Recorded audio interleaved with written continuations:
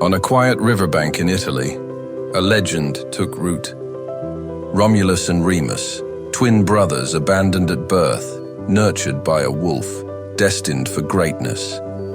But destiny is never without blood. Romulus struck down his brother, and from fratricide came a city, Rome. At first it was fragile, simple huts, farmers, shepherds. But its people carried iron wills. They learned from neighbors, the Etruscans, the Greeks, and shaped something new. In 509 BC, they cast out their last king and declared the Republic.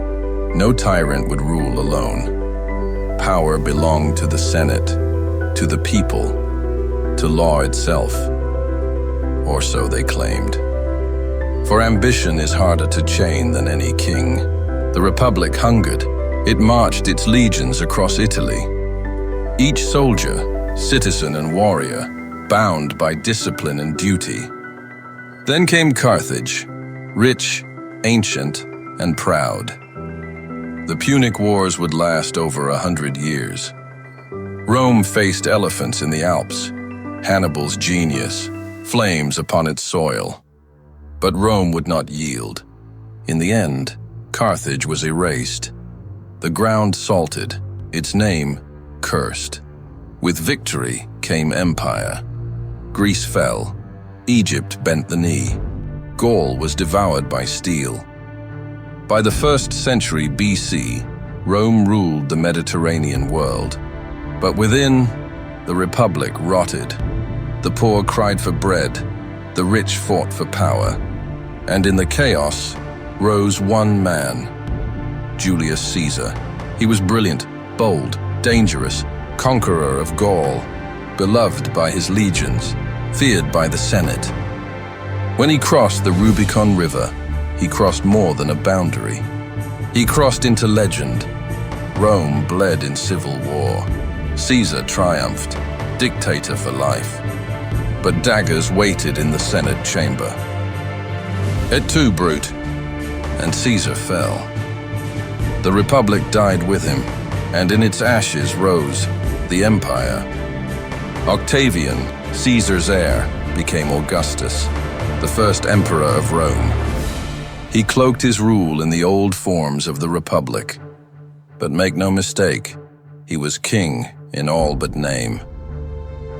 Under Augustus, the empire flourished. 2 centuries of Pax Romana. Roads stretched farther than imagination. Aqueducts carried rivers into cities of marble. Armies secured the borders. Trade brought spices, silks, and gold. Rome was the center of the world. The people cheered in amphitheaters. Gladiators fought, chariots thundered, crowds roared, and emperors basked in godlike glory. But emperors could be mad as well as mighty.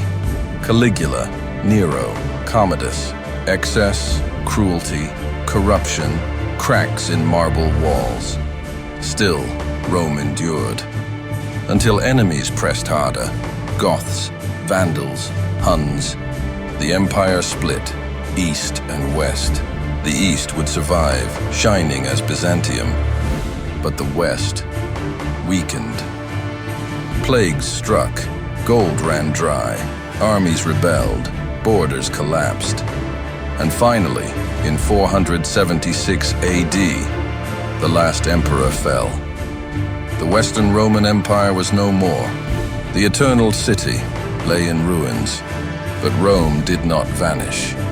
It lived on in language, Latin, the mother of Romance tongues.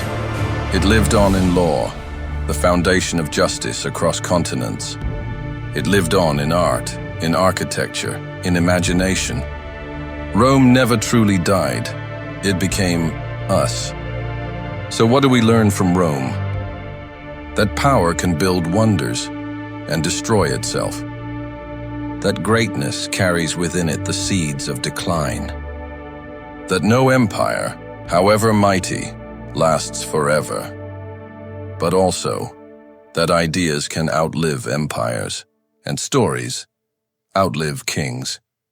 This is the Roman Empire, its rise, its glory, its fall, and its shadow still stretching across our world.